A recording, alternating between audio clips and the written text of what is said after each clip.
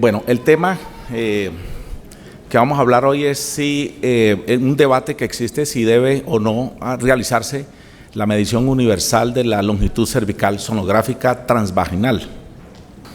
No tengo ningún conflicto de interés en relación con el contenido de esta presentación. Bueno, quería primero empezar a mostrarles los resultados de un artículo que fue reportado, fue publicado ahora en enero de 2019 en Lancet Global Health, donde calcularon las tasas de parto pretérmino en el año 2014, son los últimos datos que se tienen en el mundo, y ellos reportan que la tasa global de parto pretérmino es 10.6%. Bueno, aquí ven ustedes unas tasas de parto pretérmino de acuerdo a los países. Ustedes ven aquí como los países con las mayores tasas de parto pretérmino son aquellos en este color púrpura oscuro, y aquí encontramos a Colombia, a Tanzania, a Jordania y a Bangladesh, y el número que reportaron es de 14.5%. Me parece que acá en Colombia nadie le ha puesto mucho cuidado a estos números, pero supuestamente somos uno de los 4 países con las mayores tasas de parto pretérmino del mundo. Yo fui a revisar en detalle de dónde habían extraído estos datos, y resulta que son datos estadísticas oficiales del Ministerio de Salud. Entonces parecería que esto es un dato confiable. ¿Eso en qué se traduce? En un número de 110.000 partos pretérminos por año en el año 2014 en Colombia. Así que realmente, si le creemos a estos números, a estas cifras, el parto pretérmino es un problema de salud pública en Colombia. El parto pretérmino es un síndrome como tal que tiene múltiples causas que ustedes las pueden ver acá. Hoy nos vamos a concentrar básicamente en 2 que están muy tomadas de la mano, como son una disminución en la acción de la progesterona y enfermedad cervical, como uno de 2 de los varios mecanismos que tienen que ver con el síndrome de parto pretérmino. Bueno, primero vamos a hablar algo de predicción para saber qué tan la capacidad predictiva de la longitud cervical para parto pretérmino. Vamos a hablar entonces de lo que es la predicción de parto pretérmino. Y primero quiero hablar de lo que son las medidas de capacidad predictiva. Primero tenemos la sensibilidad y especificidad, que ustedes muy bien la conocen. Sensibilidad es la capacidad que tiene una prueba para detectar los verdaderamente enfermos, y especificidad es la capacidad que tiene una prueba para detectar los verdaderamente sanos. Mire que acá no menciono los valores predictivos, ni positivos ni negativos, porque hoy no deben utilizarse, ya que dependen de la prevalencia de la enfermedad. Una prueba que puede tener una buena capacidad predictiva tiene un buen valor predictivo positivo en un lugar donde la prevalencia de la enfermedad es muy alta, pero si en otro lugar donde esa enfermedad tiene una prevalencia muy baja, los valores predictivos van a ser muy bajos.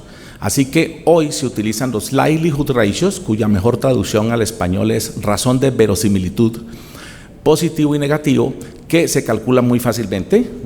Se calculan como sensibilidad sobre 1 menos especificidad, y el negativo 1 menos sensibilidad sobre especificidad. Aquí quiero que tengan en cuenta la buena capacidad predictiva, es un likelihood ratio mayor de 10 y un likelihood ratio menor de 0.1, moderada entre 5 y 10 y uno negativo entre 0.1 y 0.2. ¿Para qué sirve el likelihood ratio?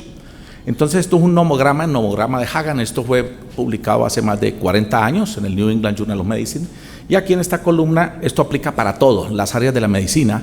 Tengo la probabilidad pretest, el likelihood ratio y la probabilidad posttest. Entonces, por ejemplo, asumiendo que en Colombia tenemos casi 15% de una tasa de parto pretérmino, si yo tengo ante mí una paciente, yo puedo decir, bueno, antes de hacerle un examen, esta señora, de acuerdo a estas cifras que mostré ahora, tiene una probabilidad de tener un parto pretérmino de 14.5, esa es la basal. Si yo le tomo una prueba y esa prueba tiene un likelihood ratio de 10, asumamos que es 10, se traza una línea, ¿cierto?, que de la probabilidad pretest pasa a 10 y nos arroja la probabilidad posttest. Yo a esta señora le puedo decir, señora, esta prueba le dio positiva, ahora la probabilidad de que usted tenga un parto pretérmino se incrementó de 14.5 a un 63%. Si por el contrario la prueba es negativa y tiene una probabilidad y tiene un likelihood ratio de 0.1 negativo, trazo la línea, Si ustedes ven, desde 14.5 pasa por 0.1, esto baja a 1.8%. Yo le digo, señora, usted después de tomarle esta prueba, salió negativa, ya su probabilidad, que era el 14.5%, disminuyó al 1.8%. Podemos estar un poco más tranquilos, no lo descarta. Esa es la utilidad del likelihood ratio y esto es para cualquier área de la medicina y por eso es que hoy se propugna para que todos los estudios de métodos diagnósticos, de métodos de predicción, se reporten como likelihood ratio porque tiene utilidad en el manejo de la paciente individual. Después de eso, ¿cuáles son los criterios de un test predictivo para parto pretérmino clínicamente útil? Que sea simple, inocuo, la tecnología debe ser ampliamente disponible, barato, no invasivo, fácil de realizar en el embarazo temprano. Los resultados del test deben ser válidos, confiables y reproducibles con un likelihood ratio positivo mayor de 10 y el negativo menos de 0.1. Y esto es muy importante. El uso del test debe estar asociado a una reducción en parto pretérmino y mejoría de los resultados perinatales. No nos ganamos nada con tener una prueba excelente de predicción de parto pretérmino si no tenemos una intervención. Vamos a entrar directamente ahora con la longitud cervical sonográfica transvaginal en el segundo trimestre del embarazo. Este es el estudio clave publicado en el año 1996 por la Network del NIH. En ese momento el autor fue el doctor Jay Iams y en este estudio se evaluaron aproximadamente 3.000 mujeres con un embarazo único. Se le midió la longitud cervical a la semana 24, a la semana 28. Los clínicos no se les informó el resultado de la longitud cervical. Como ustedes verán, es un estudio muy difícil de realizar, casi imposible de realizar hoy en día. Y él demostró claramente que a medida que la longitud cervical se acortaba, se incrementaba el riesgo de parto pretérmino en menos de 35 semanas. Y aquí vemos esto. Él estableció los percentiles. Fíjense ustedes cómo el percentil 10 correspondió a 26 milímetros, el percentil 5 a 22 milímetros. ¿Qué quiere decir esto acá, estas barras? Una mujer con una longitud cervical igual o menor a 25 milímetros tiene 6 veces más riesgo de tener parto pretérmino menos de 35 semanas que una que tiene una longitud cervical de 26 milímetros o más. Por ejemplo, para una mujer con una longitud cervical de 12 milímetros, tiene un riesgo de casi 14 veces más de desarrollar parto pretérmino de menos de 35 que una que tiene más de 14. ¿Cuál es la definición de un cervix corto? Bueno, esto también es una definición que fue arbitraria, pero viene de este estudio de Jay Iams del año 96. Él hizo unas tablas de sobrevida, unas curvas de sobrevida. Aquí ustedes ven las mujeres con una longitud de más de 25, acá ven ustedes las mujeres con igual o menor a 25 milímetros. Fíjense cómo a las 35 semanas ya el 20% de las mujeres han tenido parto en este grupo, versus solamente el 5% en las mujeres con una longitud cervical mayor de 25 milímetros. Es por eso que en forma arbitraria en general la definición de cervix corto es aquel que mide 25 milímetros o menos en el segundo trimestre. ¿Cuáles son las causas de cervix corto? Congénito, exposición al dietilestilbestrol, quirúrgico, procedimientos como la conización, el verdadero cervix insuficiente y la infección o inflamación. Está probado que entre más corto es el cervix, mayor es la probabilidad de, si hacemos una amniocentesis, de encontrar infección o inflamación. Ahora veamos la capacidad predictiva de la longitud cervical sonográfica transvaginal. Esto es un estudio del año 2009. En esa época prácticamente habían ya todos los estudios publicados acerca de longitud cervical. ¿Y qué encontraron estos autores? Es entre los estudios de mejor calidad metodológica, cuando la longitud cervical es antes de la semana 20 y utilizando un punto de corte de 25 milímetros, el likelihood ratio positivo es de 13.4 y el negativo de 0.8. O sea que ustedes ven el 0.8 es un valor muy alto, ni siquiera se acerca al 0.1. En cambio, el likelihood ratio positivo de 13.4 nos dice que tiene una buena capacidad predictiva cuando el test es positivo, no cuando es negativo. Para 37 semanas la capacidad predictiva no es buena. Y acá, cuando se hace la longitud cervical entre 20 y 24 semanas, el likelihood ratio disminuyó un poco a 4.7 y el negativo sigue siendo malo, 0.7, para parto pretérmino en menos de 34 semanas. Para parto pretérmino en menos de 37 siguió siendo baja la capacidad predictiva. En general podemos decir que el likelihood ratio positivo para predecir parto pretérmino de menos de 34 semanas, cuando se toma entre las 16 y 24 semanas, es aproximadamente 10, o sea que cumple un criterio de que es un buen predictor, y por eso ustedes ven en general en la literatura que la longitud cervical es un buen predictor de parto pretérmino de menos de 34 semanas o menos de 32 semanas. En el año 2017 se publica este estudio, también este es de la Network del NIH, donde midieron la longitud cervical a 9.410 mujeres informan a los clínicos solamente cuando la longitud cervical es igual o menor a 15 milímetros para que ellos actúen. Cuando era más de 15 milímetros no se le informó el resultado a los clínicos. ¿Qué reportaron ellos? Miren los likelihood ratio para parto pretérmino de menos de 37 semanas, 3.67, pobre, 0.94 el negativo, pobre. Cuando se hacen, esto es entre la semana 16 y 22, cuando es entre la semana 22-30, pobre también, 3.65 y 0.82. Con base en esto ellos concluyeron que realmente que no, el fibronectina fetal que no les estoy mostrando y la medición de la longitud cervical no son buenos predictores de parto pretérmino en mujeres nulíparas. Lo primero es que las nulíparas constituyen aproximadamente el 45% de la población de embarazadas en los Estados Unidos, no incluye las mujeres multíparas. Lo otro que es, este estudio no nos dijeron nada de este resultado. Para parto pretérmino espontáneo de menos de 32 semanas, el likelihood ratio es 10.39 cuando se hace entre la 16 y 22, 7.39 entre la 22-30. Estamos hablando entonces que los autores, nunca se ha dicho que la longitud cervical sea un buen predictor de parto pretérmino de menos de 37, sino de menos de 34, menos de 32. Así que este estudio, contrario a lo que los autores concluyeron, porque no hablaron absolutamente nada de esto, corrobora que la longitud cervical sonográfica transvaginal es un buen predictor de parto pretérmino de menos de 32 o menos de 34 semanas. Medición de la longitud cervical única o seriada. En todas partes, yo creo que se nos pregunta una medición única versus una medición seriada. Bueno, hace 4 años publicamos un estudio donde evaluamos esto. Bueno, miremos a ver si los cambios en la longitud cervical sonográfica transvaginal, básicamente un acortamiento del cervix, cuando se realizan mediciones seriadas, tiene una mejor capacidad predictiva de parto pretérmino que una medición única entre la semana 16 o 18 hasta la 24. Hicimos una revisión sistemática, 14 estudios, con un buen número, 3.374 mujeres. ¿Y qué fue lo que encontramos? Primero, los resultados del Texas normal, que se considera una prueba positiva. Cualquier acortamiento de la longitud cervical en varios de estos estudios. En uno, cuando el cervix acortaba a menos de 25 o menos de 30 milímetros antes de la semana 24 o a la semana 24, y otros un acortamiento de la longitud cervical igual o mayor a 6.6 milímetros entre las dos mediciones. Aquí yo quiero que se concentren solamente, mira, acá está, para parto pretérmino de menos de 37, menos de 35 semanas, todos los embarazos, la de alto riesgo con todas las categorías que ustedes ven acá. Pero el resultado es el likelihood ratio positivo 3.2, 1.3, 3.3, 2.0, 2.0, 1.3, 1.4, 4.1. Es pobre.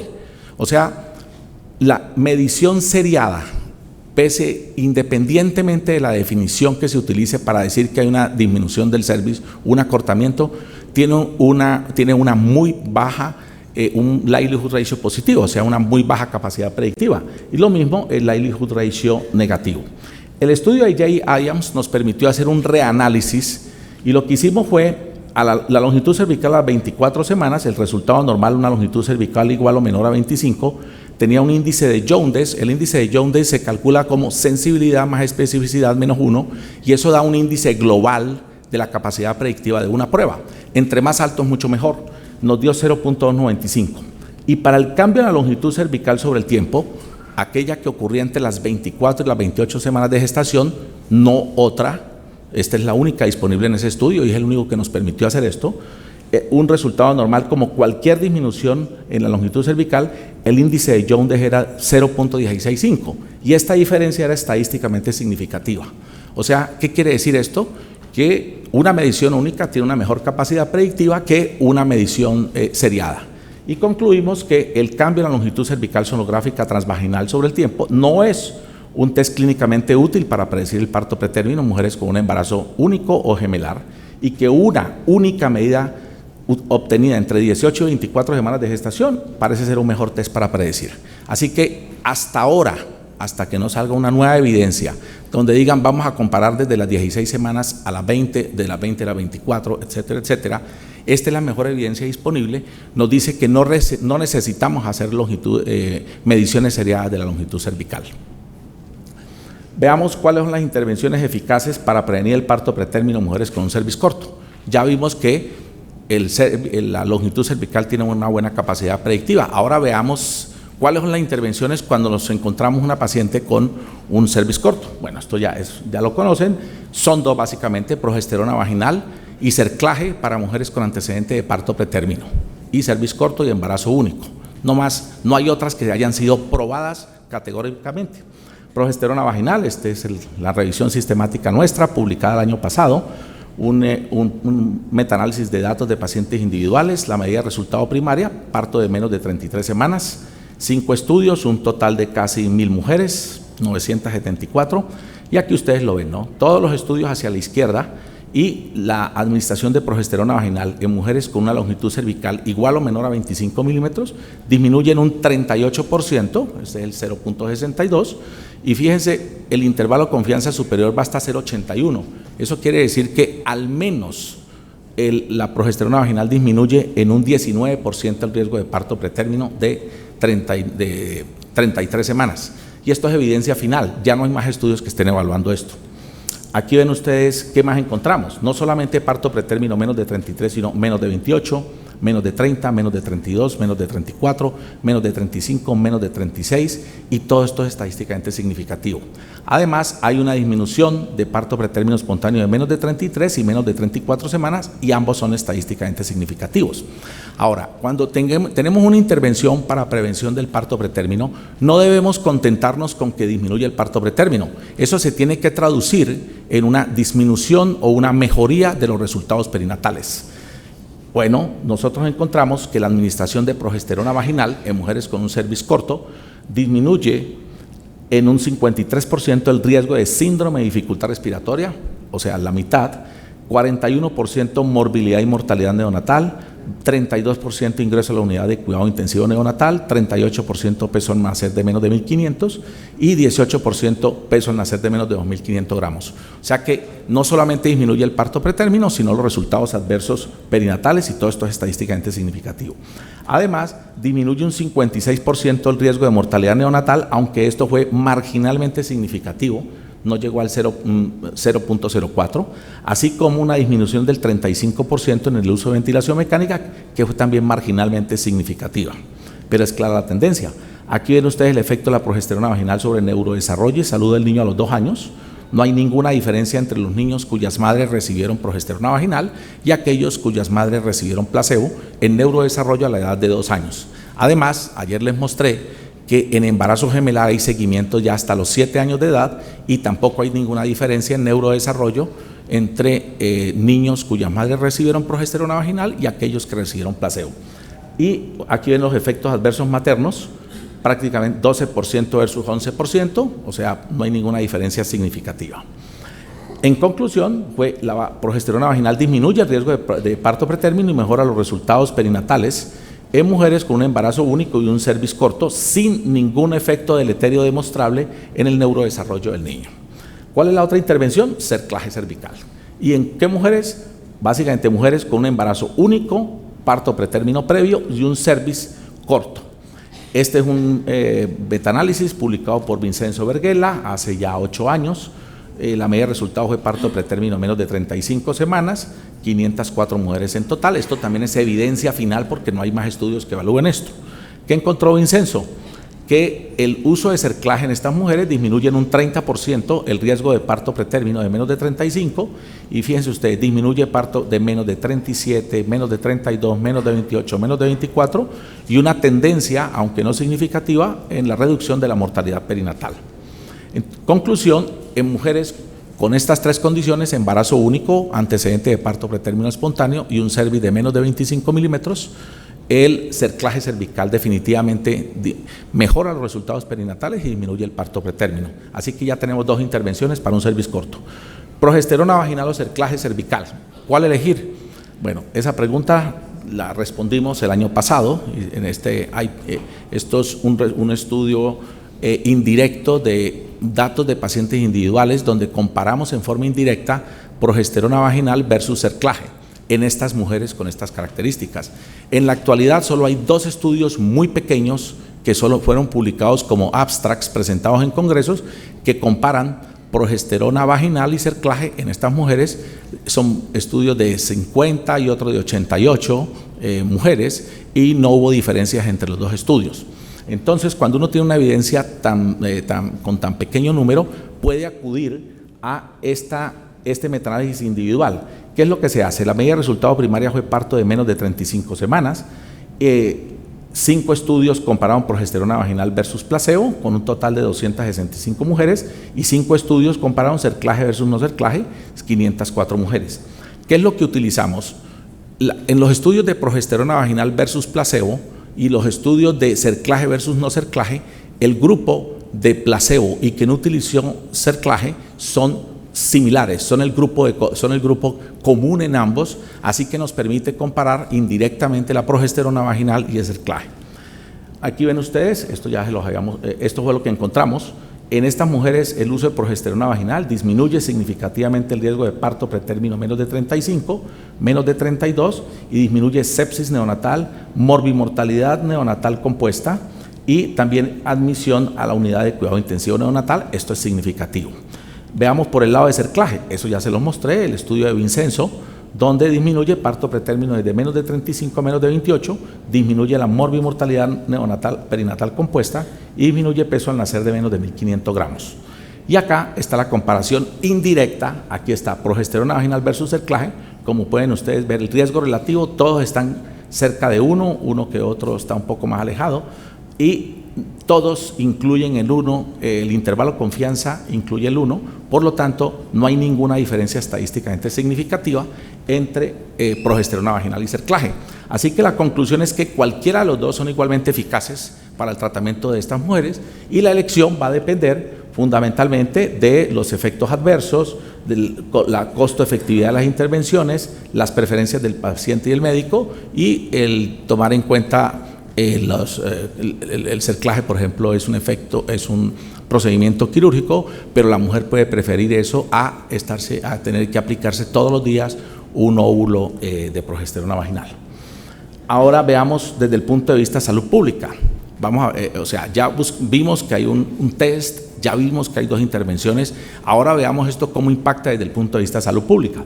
Aquí tenemos una comparación con otras intervenciones, las intervenciones que más utilizamos en obstetricia, y tenemos el número necesario a tratar. Aquí les voy a mostrar, por ejemplo, para los corticoides antenatales, yo necesito tratar 11 mujeres a riesgo de parto pretérmino de menos de 34 semanas para yo disminuir un caso de síndrome de dificultad respiratoria, y necesito, por cada 22 mujeres que yo trate, voy a disminuir un caso de muerte neonatal. Por ejemplo, para sulfato de magnesio, yo necesito tratar 91 mujeres con preeclampsia para evitar un caso de eclampsia. Para, por ejemplo, aspirina, necesito tratar 167 mujeres con aspirina para evitar un caso de preeclampsia. Así que entre menos sea el número a tratar, nos dice que la intervención es mucho más efectiva. Miren ustedes, progesterona vaginal, yo necesito tratar 12 mujeres con un cervix corto para disminuir un caso de parto pretérmino de menos de 33 semanas, y necesito tratar por cada 18 mujeres, disminuyo un caso de mortalidad neonatal mayor. Entonces compara muy bien. Y acá está el impacto potencial de la medición universal de la longitud cervical y el uso de progesterona vaginal en aquellas con un cervix corto en los Estados Unidos. Esto va a depender de la prevalencia de la enfermedad. De acuerdo al estudio de Jay Iams y de acuerdo también en nuestro hospital, el Hatzel Women's Hospital en Detroit, la prevalencia es del 9%. Y si aplicamos esa prevalencia, el uso, medirle la longitud cervical a todas las mujeres y darles, suministrarles la progesterona vaginal a aquellas con una longitud cervical igual o menor a 25, reduciría 31.800 casos de parto pretérmino y habrían 19.800 casos menos de mortalidad neonatal severa por año. Y la reducción de la tasa de parto pretérmino sería del 34%. también hicimos el cálculo en caso que fuera una prevalencia en los Estados Unidos es del solamente el 2%. Y cuando es el 2%, aún así habría una reducción de 7.000 casos de parto pretérmino de menos de 34 semanas y de 4.400 casos de morbilidad neonatal severa o mortalidad neonatal por año. Y la reducción ya no sería el 34%, sino el 6.4%. Entonces yo les mostré el mejor escenario posible y el peor escenario posible. Esto tiene ya 51 años, estos son unos criterios que siguen vigentes de la Organización Mundial de la Salud para considerar qué es un test, una prueba clínicamente útil para tamización. Yo quiero resaltar, son 10 puntos, solamente concentrarme. Esto que dice suitable test es que tenga una buena capacidad predictiva. Esto es un tratamiento aceptado y esto es costo-efectividad. Básicamente esto es lo que se debe tomar en cuenta cuando estamos pensando en si debemos o no realizar una prueba universal a toda la población. Bueno, esto lo evaluó Vincenzo Verghela y Adel Khalifev, y ellos evaluaron todos estos 10 puntos de la Organización Mundial de la Salud y concluyeron que la longitud cervical transvaginal es una buena prueba de tamización para la prevención del parto pretérmino porque reúne todos los criterios de Wilson y Jattner. Y aquí ven ustedes los 10 puntos y acá cómo los cumple cada uno de la medición de la longitud cervical sonográfica transvaginal.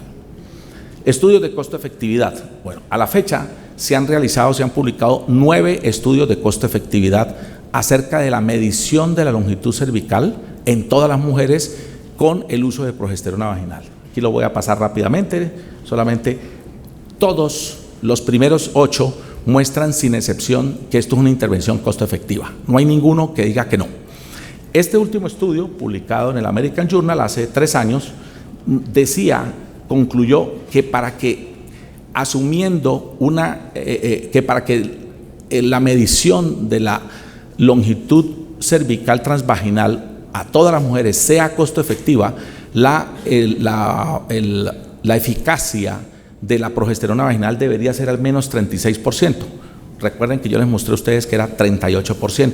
O sea que aún este estudio que utiliza, eso se llaman los parámetros basales, son los más estrictos, también la progesterona vaginal cumple esto y la longitud cervical. Así que todos los 9 estudios de costo-efectividad muestran claramente que esta intervención es costo-efectiva. Estudios, lo último cuando uno está evaluando es ya qué pasa después de que se implementa. Es lo que se llama implementation research y ese es como el punto máximo ya de la evidencia de una intervención. Yo les he mostrado todos los pasos de lo que es la evidencia y lo último es esto. Este es el primer estudio, esto es un estudio del grupo de Bill Grothman en Chicago, donde ellos a partir del año 2011 dijeron vamos a medir la longitud cervical a todas las mujeres sin una historia de parto pretérmino y ellos evalúan aquí el grupo antes, hubo casi 47,000 mujeres antes de que instituyeran esta política de medir la longitud cervical y 17,600 en las que se practicó la medición de la longitud cervical, un antes y un después. Y comparan las tasas de parto pretérmino. Miren ustedes, antes 6.7, después 6, para menos de 37, menos de 34, antes 1.9, después 1.7. En todas hay una reducción estadísticamente significativa en parto pretérmino y en parto pretérmino espontáneo. O sea que la implementación de esta estrategia, aquí en este caso trataban con progesterona vaginal las mujeres que tenían una longitud cervical igual o menor a 20 milímetros. Ellos concluyen que la introducción de esta estrategia en mujeres sin una historia de parto pretérmino está asociada con una reducción en parto pretérmino. Ese es el primer estudio. Este es un estudio de la Universidad de Washington en San Luis. Este es parecido. En este caso es a mujeres a las que se les ofrecía realizar la medición de la longitud y lo rechazaban y compararon estas con las que sí lo aceptaron. 1.661 versus 9.731. ¿Y qué encontraron ellos? Que el riesgo de parto pretérmino espontáneo de menos de 28 y menos de 24 era 2 y 3 veces mayor en las mujeres que no habían sido sometidas a una medición de la longitud cervical. También hubo un incremento del 23% en parto de menos de 34 semanas, pero no fue estadísticamente significativo. Y esta es la evidencia más contundente publicada hasta la fecha, en la cual esto es una implementación en un estado de Australia, en el cual a partir de una fecha determinada implementaron esto, es lo que se llama una intervención multifacetada. Son 6 puntos, pero los 2 primeros es, primero, la medición de la longitud cervical a todas las mujeres y el uso de progesterona vaginal a aquellas que tenían una longitud cervical de 25 milímetros o menos. También aconsejar que no fumaran, etcétera, etcétera. ¿Qué encontraron ellos? Aquí ustedes ven en esta línea, esta es la implementación. Para parto pretérmino entre 28 y 31 semanas hay una disminución un año después que no es tan pronunciada, pero fíjense ustedes, para parto pretérmino entre 32 y 36 semanas, aquí empieza la implementación de esa estrategia y hay una disminución ostensible de las tasas de parto prematuro. Y aquí ven ustedes la general de parto pretérmino en menos de 37 semanas. Y ellos acá nos miden, antes de la implementación, en el 2013, la tasa de parto pretérmino en menos de 37 semanas era 7.5 y un año después de la implementación, en el 2015, esto disminuyó a 6.9. Lo mismo la de 32, parto pretérmino entre menos de 32 a 36, y hubo una disminución estadísticamente significativa. Estos autores dijeron que la implementación de este programa de prevención multifacetado disminuye el parto pretérmino en este estado. No sabemos cuáles, hablando en forma estricta, cuáles de las 6 estrategias fue la que llevó a esto, pero los autores en la discusión dicen lo que más nosotros nos enfocamos, que era como nuevo, porque lo otro ya lo teníamos desde antes, era la medición de la longitud cervical y la administración de progesterona vaginal a todas las mujeres. Luego, en el año 2017, se publica este estudio, esto es en Ann Arbor, donde también mujeres a las que se implementa la medición de la longitud cervical, y a las de aquellas con una longitud cervical igual o menor de 25 milímetros le dieron progesterona vaginal. ¿Qué encontraron ellos? Antes de la implementación de la estrategia, aquí tenemos las tasas de parto pretérmino y acá tenemos las tasas después de la implementación. Hay una disminución que es estadísticamente significativa. O sea que esto es otra evidencia más que la implementación de esta estrategia disminuye significativamente la tasa de parto pretérmino, o ya sea a nivel de hospitales o ya sea a nivel de un estado. En conclusión, la medición de la longitud cervical sonográfica transvaginal en el segundo trimestre del embarazo es un buen predictor de parto pretérmino de menos de 32 y menos de 34. Por favor, recuerden eso, no es buen predictor de parto pretérmino de menos de 37 semanas. La medición universal de la longitud cervical sonográfica transvaginal reúne los criterios de la Organización Mundial de la Salud para ser considerado un método de tamización eficaz para parto pretérmino. Y finalmente, la medición universal de la longitud cervical sonográfica transvaginal en el segundo trimestre del embarazo y el uso de progesterona vaginal en aquellas con un cervix corto es costo efectiva y disminuye las tasas de parto pretérmino y morbimortalidad neonatal. ¿Cuál es el mensaje final? Mensaje final, no tenemos ninguna duda, no hay ninguna evidencia en contra de esto. Hasta que no se presente una evidencia contraria, todas las mujeres entre las semanas 16 o 18 para algunos, 16 a 24, debería realizársele una medición de la longitud cervical sonográfica transvaginal. Muchas gracias.